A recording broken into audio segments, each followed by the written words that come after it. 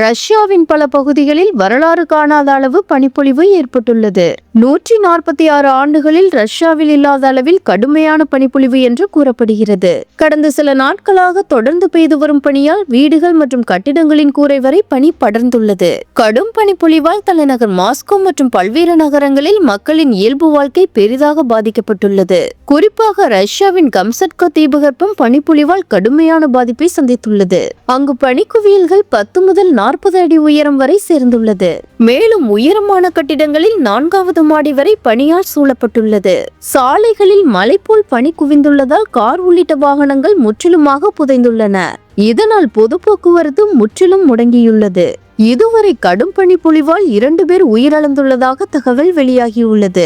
மோசமான வானிலை காரணமாக சகாலின் விமான நிலையம் மூடப்பட்டுள்ளதோடு பல விமானங்களும் ரத்து செய்யப்பட்டுள்ளது. இதனால் அங்கு அவசர நிலை பிரகடனப்படுத்தப்பட்டுள்ளது. தொடர்ந்து ராட்சத இயந்திரங்களை கொண்டு பனியை அகற்றும் பணியில் உள்ளூர் நிர்வாகம் ஈடுபட்டுள்ளது குறிப்பிடத்தக்கது.